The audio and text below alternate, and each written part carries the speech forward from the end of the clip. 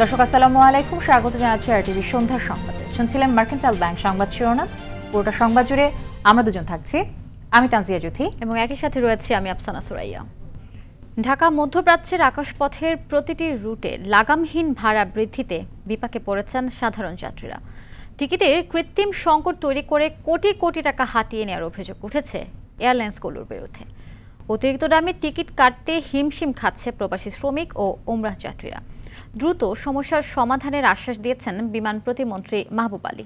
জুলহাস কবিরের ধারাবাহিক প্রতিবেদনের আজ দেখুন প্রথম পর্ব।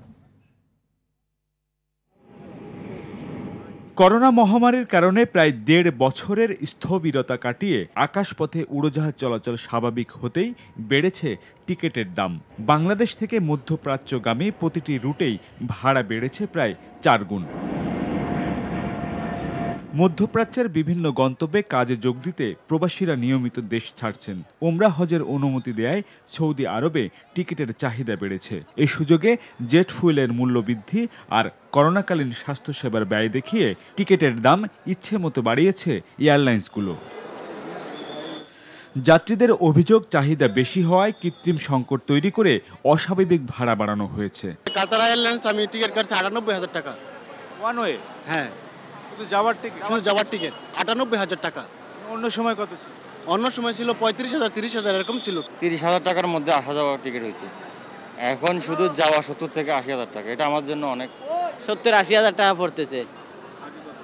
আগে তো ২৫,০০০ টাকা, ৩০,০০০ টাকা ছিল। ডবলের থেকে তো বেশি গেছে এখন বর্তমানে। প্রবাসী শ্রমিকদের কথা বিবেচনা করে সরকারকে দ্রুত এ ব্যাপারে উদ্যোগ নেয়ার দাবি ভুক্তভোগীদের। আমরা যতটুকু জানি আমেরিকান আপ ডাউন টিকিট করছে ১,২০,০০০ আর সৌদি এয়ারলাইন্সের টিকিট করছে ১,০০,০০০ টাকা। তাহলে আমরা কারো কাছে বলতে গেলে তো আমাদের টিকিটই বাতিল করে দিবে, যেতে পারবো না। রাষ্ট্রীয় উড়োজাহাজ সংস্থা হিসেবে বিমানের ভাড়া সবার আগে কমানোর দাবি তাদের। যে হারে বাড়ছে এটা মাইনে নেওয়া যায় না, কষ্ট হয় আমাদের। সরকারের কাছে এটাই চাওয়া, উনি যাতে ওগুলো একটু দেখেন, বিবেচনা করেন।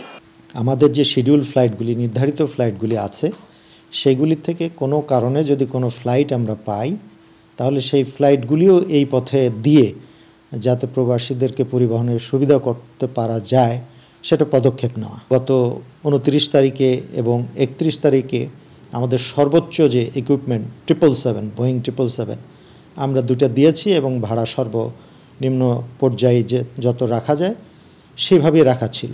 বাংলাদেশ থেকে মধ্যপ্রাচ্যে চলাচলকারী প্রতিটি এয়ারলাইন্সকেই ভাড়া কমানোর জন্য অনুরোধ জানানো হয়েছে বলে জানান বিমান প্রতিমন্ত্রী।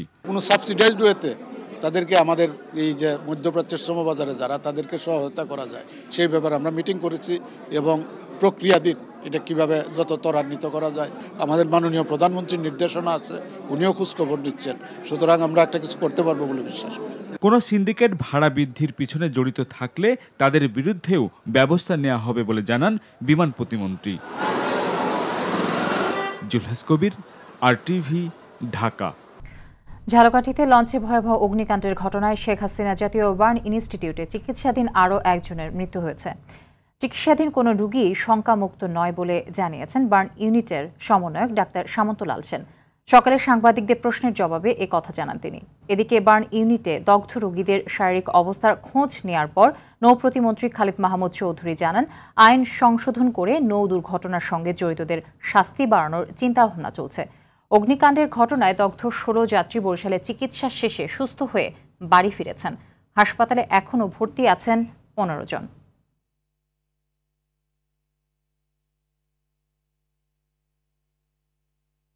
বার্ন রোগী এখানে যারা আছে সবাই শ্বাসনালী ইনহেলেশন ইনজুরি।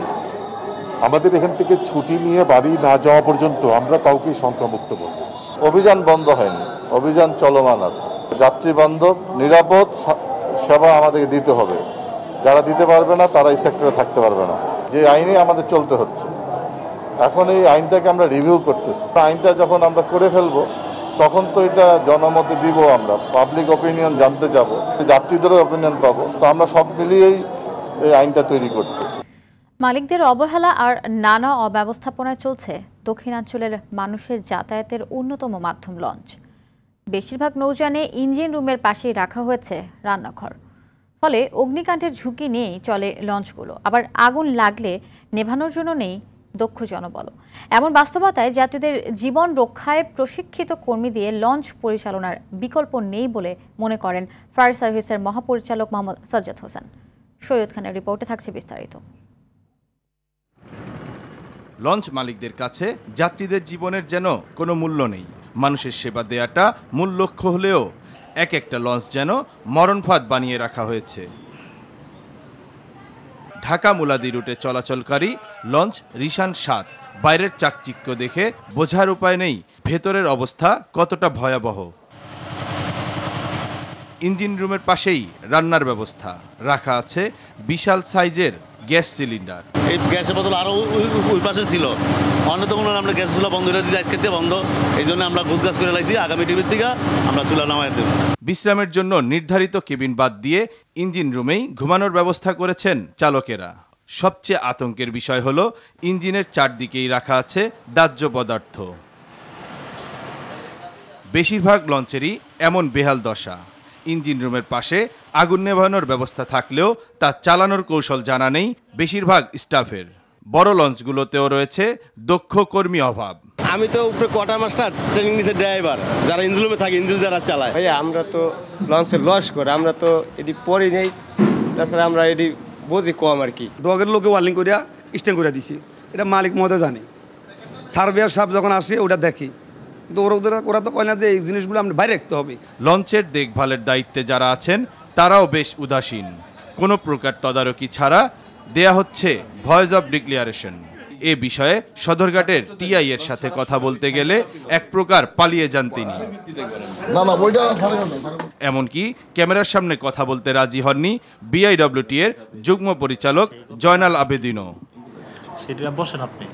লঞ্চ যাত্রীদের জীবন রক্ষায় প্রশিক্ষিত জনবলের পাশাপাশি সমতলের মতো ঢাকা দক্ষিণবঙ্গ রুটে পানিতেও ভাসমান আগুন নেভানোর জাহাজ রাখার পরামর্শ বিশেষজ্ঞদের। পার্মানেন্ট স্টাফ যারা আছে তাদের সকলকেই অগ্নি নির্বাপন সম্পর্কে একটা প্রশিক্ষণ করা উচিত এবং এ ব্যাপারে তাদের সম্যক ধারণা থাকা উচিত যে অগ্নি নির্বাপন সরঞ্জামাদি কীভাবে ব্যবহার করতে হবে এবং অগ্নি দুর্ঘটনা, এই ধরনের অগ্নি দুর্ঘটনা একটা ছোট জায়গার মধ্যে এটা ডেফিনেটলি যদি প্রথমবারে যদি এটাকে অ্যাড্রেস করা হয় তাহলে এই ধরনের অগ্নি নির্বাপন করা একদম সূত্রেই অগ্নি নির্বাপন করা সম্ভব। কারো গাফিলতিতে বরগুনাগামী লঞ্চ অভিযান 10-এর মতো আর কোনো দুর্ঘটনা যাতে না ঘটে সেদিকে নজর দেওয়া জরুরি বলে মনে করেন ফায়ার সার্ভিসের মহাপরিচালক।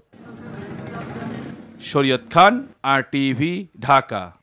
সংঘর্ষ, ধাওয়া, পাল্টা ধাওয়া আর পাল্টাপাল্টি অভিযোগের মধ্য দিয়ে চলছে পঞ্চম ধাপের ইউনিয়ন পরিষদ নির্বাচনের শেষ দিনের প্রচার। মধ্যরাতে গণসংযোগ শেষ হওয়ার আগ মুহূর্তে ব্যস্ত সময় পার করছেন প্রার্থীরা। ভোটারদের মন জয়ে সকাল থেকেই বাড়ি বাড়ি গিয়ে নানা প্রতিশ্রুতি দিচ্ছেন। প্রতিনিধিদের তথ্যছবিতে জানাচ্ছেন অফ ইসলাম। সাভারের বনগাঁওয়ে ইউপি নির্বাচনকে কেন্দ্র করে স্বতন্ত্র প্রার্থীর কর্মী সমর্থকদের উপর হামলার ঘটনা ঘটেছে। এই ঘটনায় আহত হয়েছে অন্তত 3 জন। স্বতন্ত্র প্রার্থী আওলাদ হোসেন মোল্লার অভিযোগ, প্রতিপক্ষের নির্দেশে এই হামলার ঘটনা ঘটে। এদিকে সাভারের বিরুলিয়া ইউনিয়নে প্রচারণার সময় নৌকা প্রতীক প্রার্থীর কর্মী সমর্থকদের হামলার শিকার হয়েছে আরেক স্বতন্ত্র প্রার্থীর সমর্থকরা। মনোনয়নকে স্বতন্ত্র নির্বাচন করছে দলীয় সিদ্ধান্ত অনুযায়ী, কেন্দ্রের সিদ্ধান্ত অনুযায়ী দল থেকে ইতিমধ্যে অব্যাহতি দিয়েছি। 5 বছর 1 টাকার কাজ হয় নাই। আমি যদি আমার নির্বাচিত করে তাহলে আমি সর্বপ্রথম এই কাজটা করার চেষ্টা করব। ভোলায় পূর্ব ইলশা ইউনিয়নে নৌকা প্রতীকের প্রার্থী নির্বাচনী অফিস ভাঙচুর ও অগ্নিসংযোগ করা হয়েছে। ওই প্রার্থীর অভিযোগ তার প্রতিপক্ষ দলের সমর্থকরা হামলা চালায়। সিরাজগঞ্জে নৌকা প্রতীকের প্রার্থীর বিরুদ্ধে হুমকি আর ভয়ভীতি প্রদর্শনের অভিযোগ এনেছেন স্বতন্ত্র প্রার্থী। শরীয়তপুরে দীর্ঘদিন পর ইউনিয়ন পরিষদ নির্বাচনে থাকছে না নৌকা প্রতীক। পাল্টাপাল্টি অভিযোগের মাধ্যমে এগিয়ে যাচ্ছে ফরিদপুরের মধুখালী ও সদরপুর উপজেলায় 13টি ইউনিয়নের শেষ মুহূর্তের নির্বাচনী প্রচার। আমরা একটু আতঙ্কের ভিতরে আছি, বিভিন্ন ধরনের উস্কানিমূলক কথা, হুমকি ধামকি আমাদেরকে প্রতিনিধিত্ব দিয়ে দিতেছে। স্বতন্ত্র প্রার্থী ভোটে পাবে না, এই ধরনের তারা ভোট বানচাল করার জন্য হুমকি ধামকি দিচ্ছে। আমাদের পক্ষের লোককে মারপিট করছে, তারা হাসপাতালে আছে। পঞ্চগড়ের দেবীগঞ্জের 8টি ইউনিয়নে এবার নির্বাচন অনুষ্ঠিত হবে। অফি ইসলাম, টিভি। দেশে গণতন্ত্র নেই বলেই বিএনপিকে সমাবেশ করতে দেয়া হচ্ছে না বলে অভিযোগ করেছেন দলটির স্থায়ী কমিটির সদস্য নজরুল ইসলাম খান। সকালে কক্সবাজারে প্রশাসনের 144 ধারা জারির পর নির্ধারিত স্থানের পরিবর্তে ঈদগাহ ময়দানে সমাবেশে কথা বলেন তিনি। এদিকে নারায়ণগঞ্জ সিটি নির্বাচনে দলীয় সিদ্ধান্ত অমান্য করায় স্বতন্ত্র মেয়র প্রার্থী তৈমুর আলম খন্দকারকে বিএনপি চেয়ারপারসনের উপদেষ্টা পদ থেকে সরিয়ে দেওয়া হয়েছে। আরও জানাচ্ছেন দীপ্তচন্দ্র পাল। বিএনপির চেয়ারপারসন বেগম খালেদা জিয়ার নিঃশর্ত মুক্তি ও বিদেশে চিকিৎসার দাবিতে দেশের বিভিন্ন স্থানে কর্মসূচি পালন করেছে দলটি। সমাবেশকে ঘিরে উত্তপ্ত রয়েছে বিভিন্ন এলাকা। কক্সবাজারে বিএনপি ও যুবলীগ পাশাপাশি স্থানে কর্মসূচি আহ্বান করায় ১৪৪ ধারা জারি করেছে প্রশাসন। পরে নির্ধারিত স্থানের পরিবর্তে ঈদগাহ ময়দানে সমাবেশ করে জেলা বিএনপি। এ সময় নেতারা বলেন, দেশে গণতন্ত্র নেই বলেই বিএনপিকে সমাবেশ করতে বাধা দেওয়া হচ্ছে। যে সরকার অনুমতি দিয়েছিল আমাদের অফিস এবং তার সামনে সেখানে জনসভা করা, আওয়ামী লীগের একটা অঙ্গ সংগঠন হঠাৎ করে তার পাশেই আরেকটা সভা ডেকে বসলেন এবং সেই যুক্তি ধরে গতকাল সন্ধ্যায় ১৪৪ ধারা জারি করা হয়। তিনি অসুস্থতার চিকিৎসা দাবি করে সভা করা যাবে না, এটা আর যাই হোক গণতন্ত্র নয়। এদিকে দলীয় সিদ্ধান্ত অমান্য করে নারায়ণগঞ্জ সিটি নির্বাচনে মেয়র প্রার্থী হওয়ায় তৈমুর আলম খন্দকারকে বিএনপির চেয়ারপারসনের উপদেষ্টা পদ থেকে প্রত্যাহার করা হয়েছে। যদি এটা সত্য হয়ে থাকে তবে আলহামদুলিল্লাহ, জনাব তারেক রহমান একটা সময়োচিত সিদ্ধান্ত নিয়েছেন। তিনি আমাকে জনগণের জন্য মুক্ত করে দিয়েছেন। এখন আমি রিস্কাওয়ালাদের তৈমুর, রিস্কাওয়ালাদের কাছে ফিরে যাব। ঠেলাগাড়িওয়ালাদের তৈমুর, ঠেলাগাড়িওয়ালাদের কাছে ফিরে যাব। নারায়ণগঞ্জ সিটি কর্পোরেশন নির্বাচনে গণসংযোগে ব্যস্ত সময় পার করছেন প্রার্থীরা। আগামী 16 জানুয়ারি 27টি ওয়ার্ডে ভোট হবে ইভিএমে। মোট ভোটার ৫,১৭,৩৫৭ জন। দীপ্তচন্দ্র পাল, আরটিভি। বিএনপির কোনো কর্মসূচিতে বাধা দিচ্ছে না সরকার, বরং তাদের সহযোগিতা করা হচ্ছে বলে জানিয়েছেন আওয়ামী লীগের সাধারণ সম্পাদক ওবায়দুল কাদের। সরকার সহযোগিতা না করলে এ পর্যন্ত ৩২ জেলায় তারা সমাবেশ করতে পারত না বলেও মন্তব্য করেন তিনি। বিস্তারিত থাকছে সৈয়দ খানের রিপোর্টে। সমসাময়িক রাজনৈতিক বিষয় নিয়ে নিজ বাসভবনে ব্রিফিং করেন আওয়ামী লীগের সাধারণ সম্পাদক ওবায়দুল কাদের। এ সময় বিএনপি নেতাদের বিভিন্ন অভিযোগের জবাব দেন তিনি। পরিমাপক হচ্ছে নির্বাচন। সরকার একটি সুষ্ঠু ও অংশগ্রহণমূলক নির্বাচন অনুষ্ঠানে অত্যন্ত আন্তরিক বলে জানান সড়ক পরিবহন ও সেতুমন্ত্রী। বাধা তো নয়, সরকার বরং সহযোগিতা করছে। সহযোগিতা না করলে ৩২ জেলায় পর্যন্ত সমাবেশ কি করে করলো? তাদের আভ্যন্তরীণ কোন্দলের দায় তারা সরকারের উপর চাপায়। বিএনপি মুখে মুক্তিযুদ্ধের কথা বললেও স্বাধীনতা বিরোধী অপশক্তিদের নিয়েই রাজনীতি করে বলেও অভিযোগ করেন ওবায়দুল কাদের। সাম্প্রদায়িক উগ্রবাদকে সাথে নিয়ে কথা বলে অসাম্প্রদায়িকতার, গণতন্ত্রের। বিএনপির এসব হটকারী এবং বৈপরীত্যের রাজনীতির জন্য জনগণ তাদের প্রত্যাখ্যান করেছে। প্রেস কাউন্সিলের নবগঠিত কমিটির সদস্যদের সঙ্গে বৈঠক করেছেন তথ্য ও সম্প্রচার মন্ত্রী ডক্টর হাসান মাহমুদ। বলেন, বিএনপি ও বিশ্বব্যাংক সহ যারা বিরোধিতা করেছে তাদের কাছে পদ্মা সেতু লজ্জার। একটি দেশের প্রধানমন্ত্রীর নেতৃত্বে কিভাবে যে আন্তর্জাতিক ষড়যন্ত্রকে ছিন্ন করে, সমস্ত ষড়যন্ত্রকে উপড়ে ফেলে কিভাবে একটি দেশ এরকম একটি বিশাল সেতু নির্মাণ করতে পারে, সেটা আন্তর্জাতিক সংস্থা বিশ্বব্যাংক সহ সবাই ইনশাল্লাহ দেখে আসবে। এ সময় গণমাধ্যম কর্মী আইন বাস্তবায়নের কাজ অনেক দূর এগিয়েছে বলেও জানান হাসান মাহমুদ। মহামান্য রাষ্ট্রপতি সেটি অনুমোদন করে দিলে এটি পার্লামেন্টে আমরা উপস্থাপন করব। যে এই শীতকালীন অধিবেশন যেটি 16 জানুয়ারি শুরু হচ্ছে, সেই অধিবেশনে আমরা এটা উপস্থাপন করতে পারব।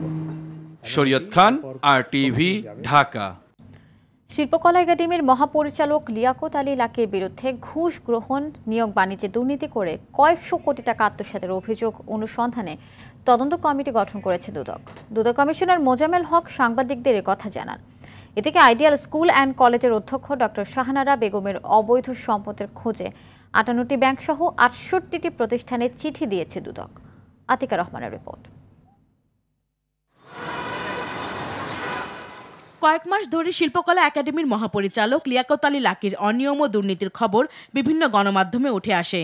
অভিযোগের ভিত্তিতে নড়েচড়ে বসে দুদক। লিয়াকত আলী লাকীর বিরুদ্ধে ঘুষ গ্রহণ, ক্ষমতার অপব্যবহার, অনিয়ম ও দুর্নীতি সহ ভুয়া বিল ভাউচারের মাধ্যমে কয়েকশো কোটি টাকা আত্মসাৎ সহ বিপুল পরিমাণ অর্থ বিদেশে পাচারের অভিযোগ আমলে নিয়ে অনুসন্ধানের জন্য তদন্ত কমিটি গঠন করেছে দুদক। দুদক কমিশনার মোজাম্মেল হক সাংবাদিকদের বলেন, অভিযোগের প্রাথমিক সত্যতা পাওয়ায় তা আমলে নেওয়া হয়েছে।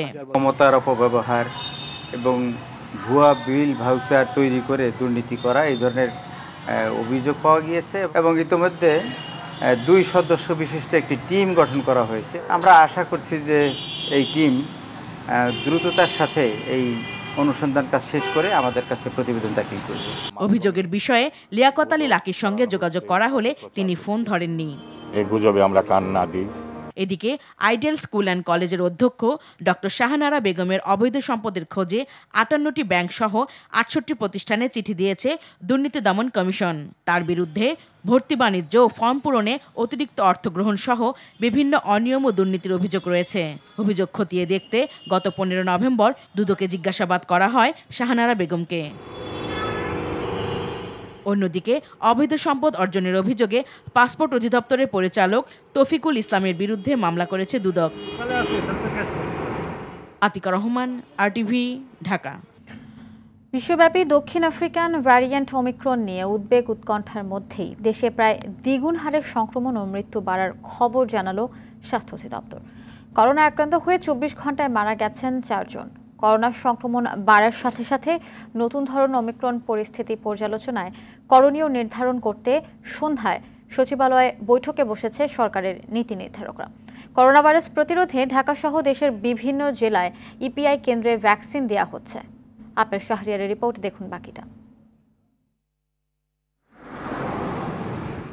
দেশে করোনা ভাইরাস সংক্রমণ আবারও বাড়তে শুরু করেছে।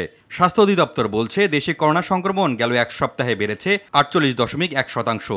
একই সঙ্গে মৃত্যুও বেড়েছে 41.7%। বিশ্বব্যাপী দক্ষিণ আফ্রিকান ভ্যারিয়েন্ট ওমিক্রন নিয়ে উদ্বেগ উৎকণ্ঠার মধ্যেই দেশে প্রায় দ্বিগুণ হারে সংক্রমণ ও মৃত্যু বাড়ার খবর জানালো স্বাস্থ্য অধিদপ্তর। দেশে গেল একদিনে নতুন করে করোনা রোগী শনাক্ত হয়েছে 674 জন। এ নিয়ে শনাক্তের সংখ্যা দাঁড়িয়েছে 15,87,140 জন। একই সময়ে করোনায় 4 জনের মৃত্যু হয়েছে।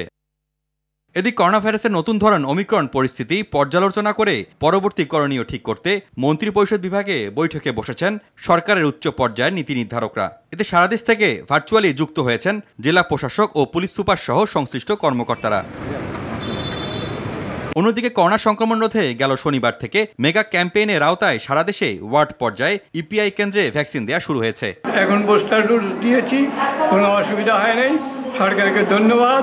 এর আগে 2টা নিয়েছি এবং আজকে 3টা ডোজ বুস্টার ডোজ নিলাম, ভালোই, কোনো সমস্যা হয় নাই এবং এটা ফ্রি পাওয়াতে আমরা খুব আনন্দিত। এই ক্যাম্পেইনের আওতায় আগামী 2 মাসে 3.5 কোটি মানুষকে ভ্যাকসিনের প্রথম ডোজ দেওয়া হবে। Apple Shahriar, RTV, Dhaka. দর্শক, এই মুহূর্তে সচিবালয়ে করোনা ভাইরাসের নতুন ভ্যারিয়েন্ট ওমিক্রন পরিস্থিতি নিয়ে আন্তঃমন্ত্রণালয় বৈঠক চলছে। সেখান থেকে বিস্তারিত জানাতে সরাসরি যুক্ত হচ্ছেন সহকর্মী রুহুল আমিন তুহিন। তুহিন নিশ্চয়ই যুক্ত হচ্ছেন আমার সাথে। তুহিন, জানাবেন যে করোনা পরিস্থিতি তো আবারও খারাপের দিকে যাচ্ছে, তো আন্তঃমন্ত্রণালয় বৈঠকে কি ধরনের সিদ্ধান্ত আসতে পারে জানাবেন বিস্তারিত।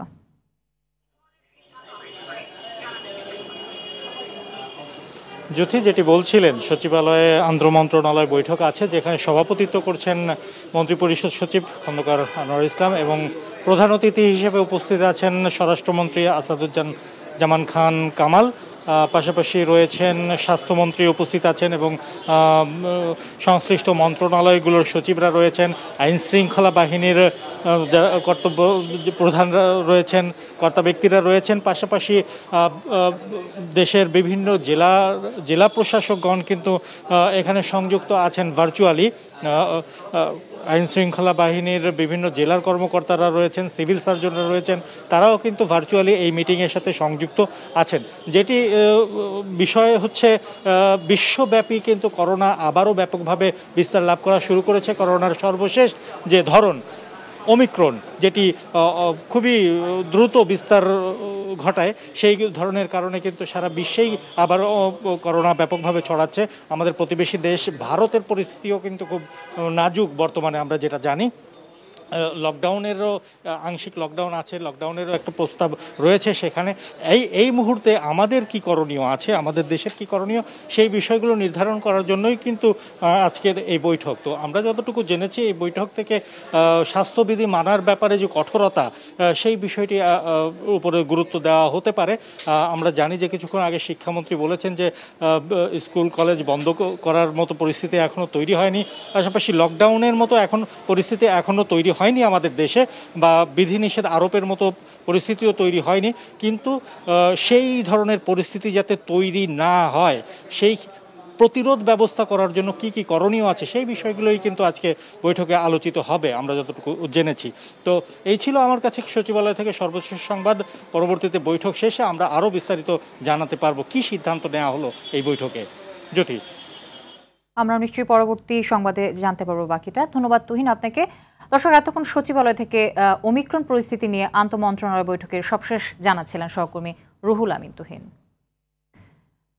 দেশে করোনার সংক্রমণ কিছুটা বাড়লেও এখনও শিক্ষা প্রতিষ্ঠান বন্ধ করার মতো সময় আসেনি বলে মন্তব্য করেছেন শিক্ষামন্ত্রী ডাক্তার দীপু মনি। বিকেলে রাজধানী সেগুন বাগিচায় আন্তর্জাতিক মাতৃভাষা ইনস্টিটিউটে এক অনুষ্ঠান শেষে সাংবাদিকদের সঙ্গে আলাপকালে একথা বলেন তিনি। সবাইকে স্বাস্থ্যবিধি মেনে চলার অনুরোধ জানিয়ে মন্ত্রী বলেন, পরিস্থিতি একান্তই খারাপের দিকে গেলে শিক্ষা প্রতিষ্ঠান বন্ধের ঘোষণা আসতে পারে।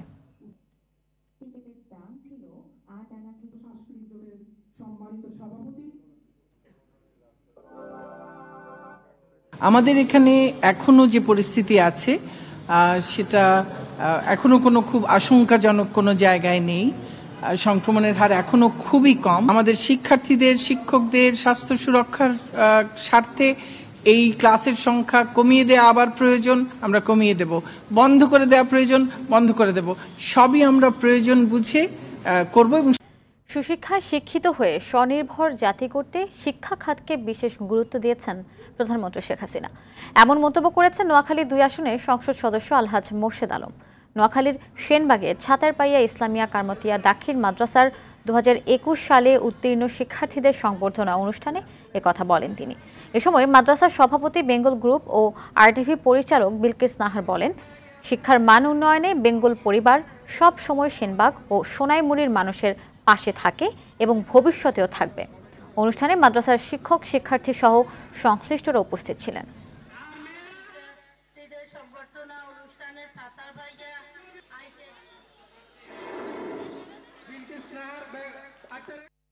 মৃত্যুবার্ষিকীতে দলের প্রয়াত সাধারণ সম্পাদক সৈয়দ আশরাফুল ইসলামের প্রতি শ্রদ্ধা জানিয়েছেন আওয়ামী লীগ।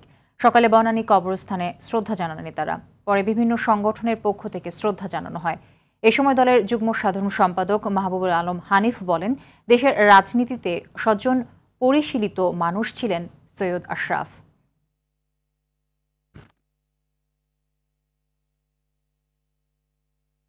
কমল তরলীকৃত পেট্রোলিয়াম ও পরিবহনের জ্বালানি হিসেবে ব্যবহৃত এলপিজি গ্যাসের দাম। আন্তর্জাতিক বাজারে কয়েক দফা দাম কমায় দেশেও দাম কমানো হলো। অনলাইন সংবাদ সম্মেলনে নতুন এই দাম ঘোষণা করে এনার্জি রেগুলেটরি কমিশন বিইআরসি বেসরকারি পর্যায়ে প্রতি কেজি এলপিজি 102 টাকা 32 পয়সা থেকে কমিয়ে 98 টাকা 17 পয়সা করা হয়েছে। ফলে 12 কেজির সিলিন্ডারের দাম পড়বে 1178 টাকা। আজ থেকে এই দাম কার্যকর হবে।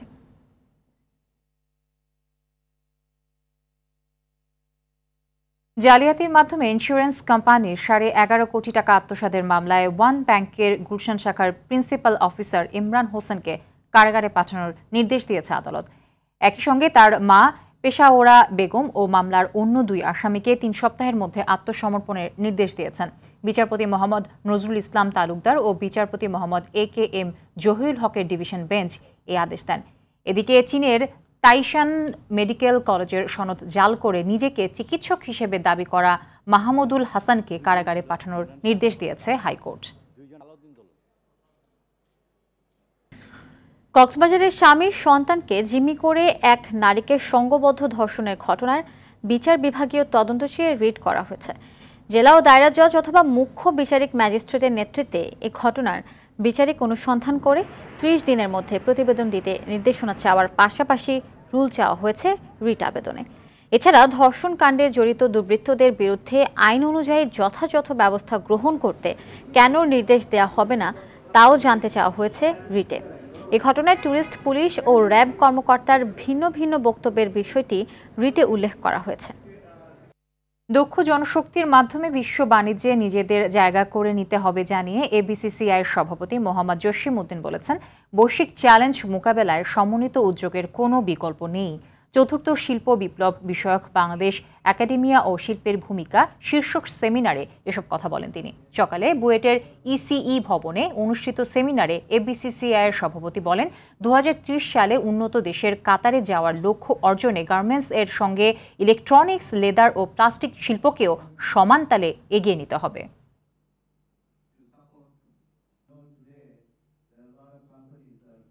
Industrial revolutions, new machine and চতুর্থ শিল্প বিপ্লব সফলতায় অধিক উৎপাদনে মনোযোগী হতে দক্ষ প্রযুক্তিগত জনবলের মাধ্যমে নতুন যন্ত্রপাতি ও জনশক্তির সমন্বিত উদ্যোগ জরুরি, যা আয় ও জীবনমান উন্নয়নে সহায়ক হবে।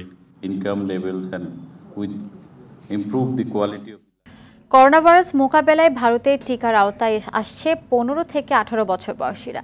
দেশটিতে 8 লাখেরও বেশি কিশোর কিশোরী আজ থেকে এই টিকাদান কর্মসূচির আওতায় এসেছে। অন্যদিকে অমিক্রনের কারণে বিশ্বে একদিনে 4731টি ফ্লাইট বাতিল হয়েছে। শুধু যুক্তরাষ্ট্রেই বাতিল হয়েছে 2739টি ফ্লাইট। এদিকে করোনায় বিশ্বজুড়ে দৈনিক মৃত্যু ও শনাক্তের সংখ্যা কমেছে। গেল 24 ঘন্টায় বিশ্বে করোনায় আক্রান্ত হয়ে মারা গেছে প্রায় 3000 মানুষ।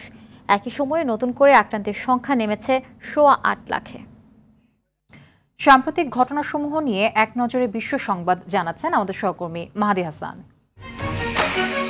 নতুন বছরের শুরুতেই আন্তর্জাতিক বাজারে ঊর্ধ্বমুখী তেলের দাম। সোমবার অপরিশোধিত তেলের বেঞ্চমার্ক ব্রেন্টের দাম বেড়েছে 1.2% বা 95 সেন্ট। এদিন বিশ্ববাজারে প্রতি ব্যারেল ব্রেন্ট ক্রুড অয়েল বিক্রি হয়েছে $78.73।